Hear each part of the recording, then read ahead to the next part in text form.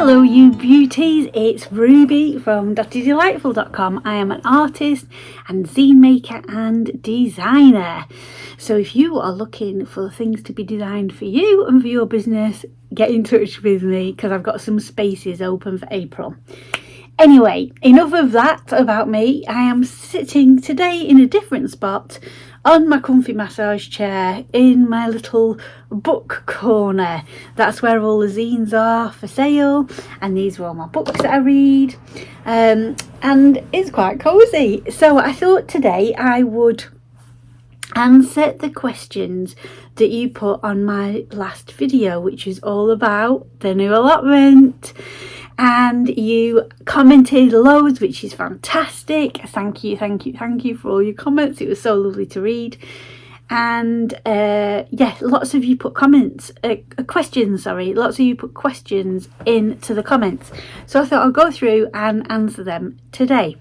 So Crafty Mountain Gal has asked, not sure how allotments work. Is it yours for as long as you want? So yes, it is. As long as you look after it, as long as you maintain it, it is yours for as long as you want.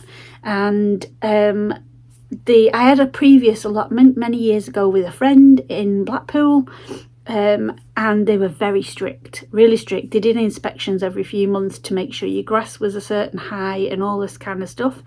And thankfully I asked the lady that runs this allotment, and she said they don't do any of that. As long as you are on your plot, you're doing things, you know, you're looking after it, but but there's no inspections in the way that there was on the other plots, which is fantastic. So as long as you look after it, and as long as you're growing things on there and doing things on there, yes, you can keep it for as long as you want, which is why I was so over the moon to get one, because it feels like a solid bit of land. And she also asked, do you rent it or buy it? So you rent the allotments, and my allotment is half an allotment, so it's not the full size. You can get ones that are bigger. Half a plot it's called, and it's £25 a year for me to rent that plot. If somebody moves off the plot next to me, I will ask if I can extend to have a full plot, so then it would be £50 a year. Prices change depending on where you are, depending on what the allotment is, the size of it, and all that kind of stuff.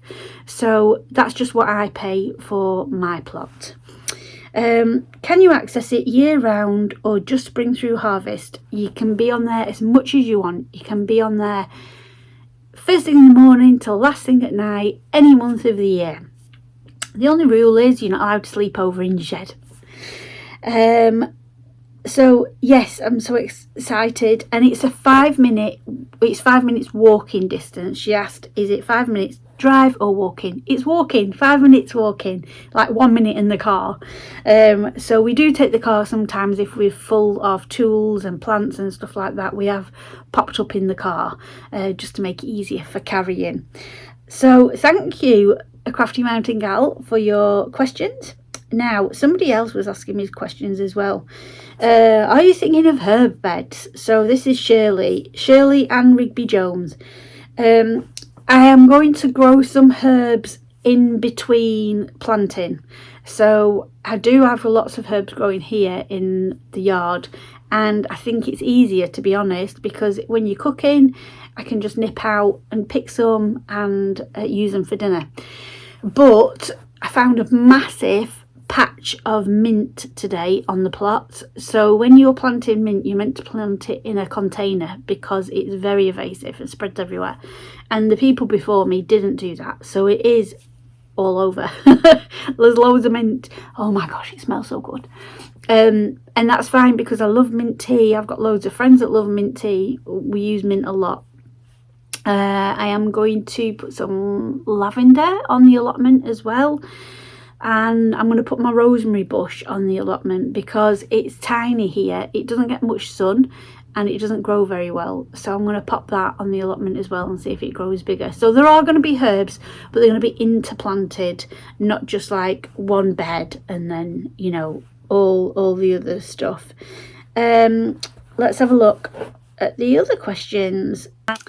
So the other question was about the rent, which I'd already talked about. And let me just tell you about what the allotment is going to be. So we are vegan, and the plot is going to be veganic. So veganic is organic, but it's vegan.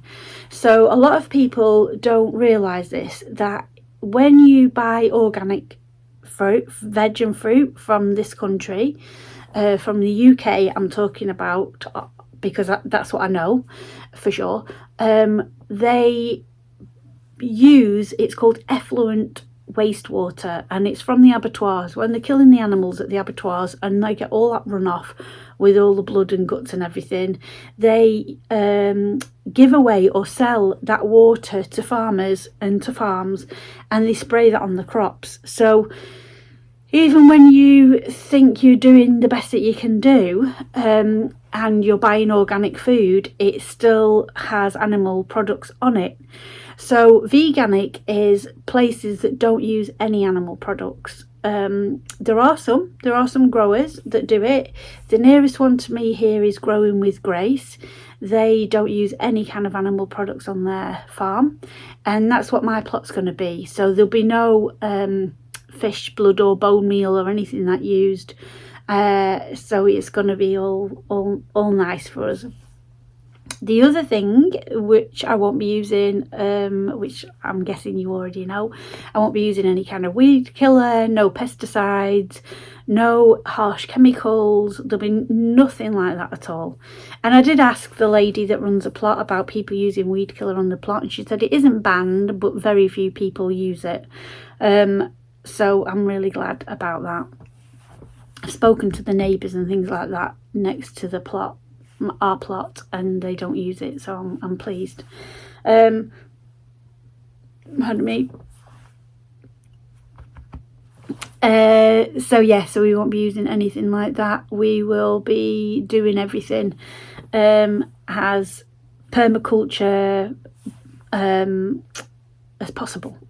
So everything will be with nature.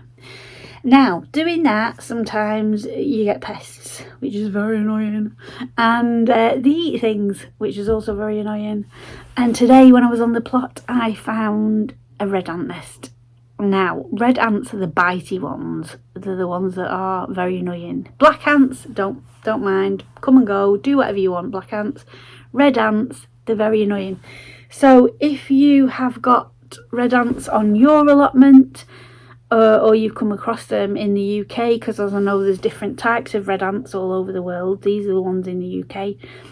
What have you done to either lessen the numbers or to contain them somehow? So what I did today was, where I found the ant nest, I put extra wood, like old wood, around it and some slates and stuff, and thankfully it's right at the side of the plot. And my idea was that I was just going to leave it and just let them do whatever they're doing, and as long as they don't come onto the plot too much to mess about, they can just stay there. I did just watch a YouTube video before. The lady used borax and sugar water in pots with holes in to kill them off, and that's all I found out so far. I've not found anything else out about them. So if you know anything, please let me know in the comments. I don't actually mind them as long as they're not going to be on me and biting me. Don't want that, do we? And my big plans of being barefoot there in the summer and lying in the grass, well, I think that's out the window, because I'll be nibbled. So that's what the plot's going to be like. It's going to all be working in harmony with the nature, which is why I'm thinking if they can have their own little house to one side and they can stay there, let them do that. What else? So how am I going to manage my time? How am I managing to run my business and now have an allotment? And what I found is, actually having the allotment is a good thing for me, because I either do my work in the morning and know I've got the reward of going to the allotment in the afternoon, which is brilliant because it makes me get everything done, or I go in the morning like I did today, do a few hours, and then I've got the rest of the day to do my work. So it's actually working out really well, and it's nice having what I call an allotment day. which is like today. So I went this morning, which you will see, and did some work. My friend Becky came today to help me, and she was very good at chopping down the bamboo to make some poles to grow the peas up. And then I did some housework, washed up, all that kind of stuff, made dinner. I have gone really quite tired now because I have just eaten my dinner, and now I'm talking, and now I'm in my massage chair. It probably wasn't a good idea sitting here. Wake up. So yeah, so then I've got the rest of the day. I've walked Badger as well. Me and Badger went for a walk and saw the first bluebells. Yay! And now I've got the rest of the day to do my work. So it's fitted in quite well, and it's making me do more, and it's strengthening me. My body, under here, you know, these flabby bits under here, flipping heck, they're sore from like chopping and digging. And my legs were sore, and my bum, and everything was sore. And I had a lovely massage yesterday from Nicola, who I go to. We've done a swap. I've swapped her a painting, and she gives me massages. And that was lovely, just to get all them aches out. And now I ache again because I've been back. But I think it's really good. It's really good for my body. It's really nice. So let's show you around the allotment what we've done. We've not done loads, but we're getting there, slow and steady, wins the race, as they say. So I hope you enjoy the video. Thanks for being here as always, and don't forget to like and subscribe. So I actually dropped my phone on a paving slab and it broke the sound on it. So this is why all these clips in the beginning have got no sound on. It's very annoying, but thank you to my lovely friend Chris from Magical Me. She sent me her son's phone, which means that I can record. So here I am building a strawberry tower. I thought it was a really good idea. I made it out of some chicken wire that the neighbour gave me, and we filled it up with compost, and I'm planting strawberries all in the sides of it. And I think it will grow beautifully and cascade down, and we'll have loads of lovely strawberries. It'll also deter the birds, I'm hoping, and slugs and things like that from eating them.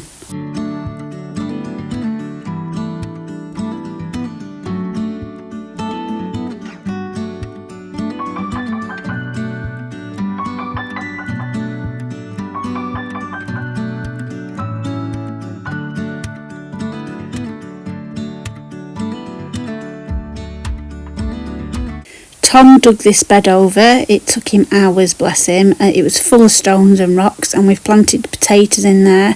This is an area for the path, and I dug this over and made a little wildflower bed. These are all the wildflower seeds I'm planting, and I thought it was a good idea. Instead of just planting them one by one, I'm going to put them all in a bucket. This is a complete experiment. We'll see how it goes. I'm going to put them all in a bucket, mix them together, and then tip them over the compost. That stuff you can see in the bed is a wildflower mix out of a box that I tipped in, and I'm adding to it. So we'll see if this is a good experiment or if it doesn't work, but I think it might work. And yeah, in the summer we'll have lovely wildflowers. So here I am tipping out the wildflower seeds, and as you can see I've already got some in the bed. This was a box that my friend gave to me, which was a really lovely gift, but just be careful if you're buying a wildflower seed box yourself. Check the ingredients, because it was mainly sand.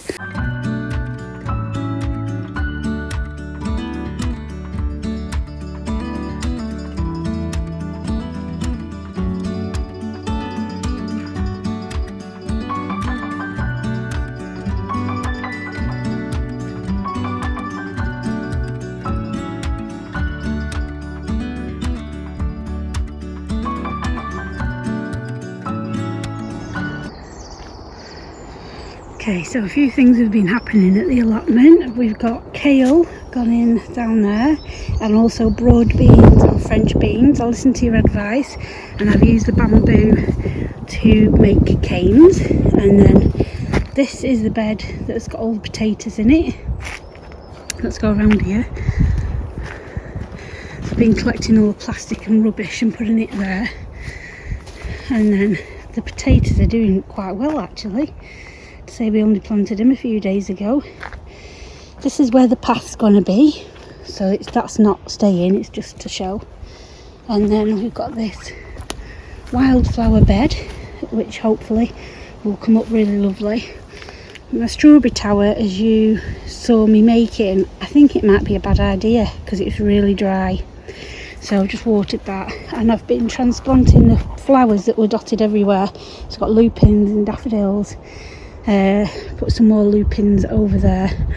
Found tons of mint, which is just everywhere, all the way over. You're meant to plant mint in a tub to stop it spreading. And then I was moving these bits and it's full of red ants, and I think there must be a nest because there was tons of them. I'm boiling, really boiling. I mean, it's a gorgeous day, I can hardly see you. Maybe I should move to somewhere where it's a bit shadier, should I? I think that was probably a good idea. You don't get the same view though, do you? Let me go behind the shed. There we go. Oh, still on my head. So I've been here for a few hours this morning with my friend Becky. She was helping me, but I'm really hot now, so I'm going to go back home and get some lunch and cool down a bit. We've done quite a lot. It never looks like you've done a lot, but we actually have. And then this pile here is going to be full of squash soon, but I need to clear the rest of the plot first before I can plant the squash. So they're just at home in pots. That sun's still bright on my head. Yeah, so it's been another good day at the allotment. There's lots going on, and things keep popping up. And I saw a beautiful butterfly, I think it's a painted lady, on the dandelions before I show you.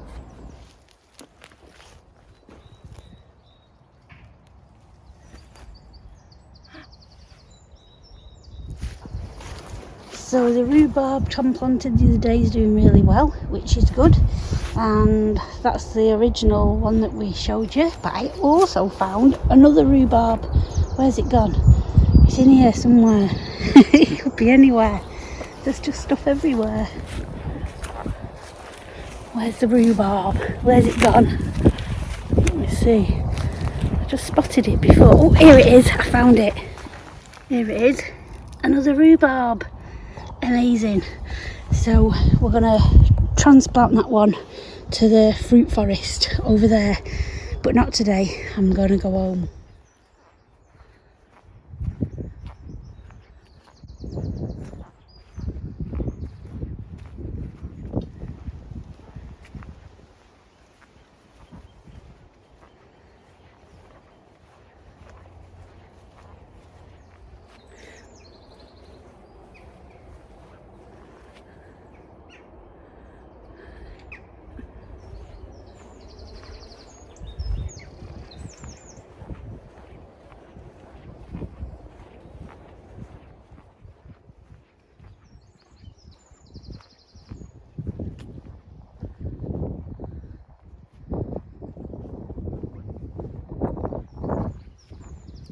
When I got home, I was sorting the garden out, feeding the birds, and look what I found in the pond. I am over the moon, so excited. And I think what I'm going to do is make a pond at the allotment and transfer some of what I found over to the allotment as well.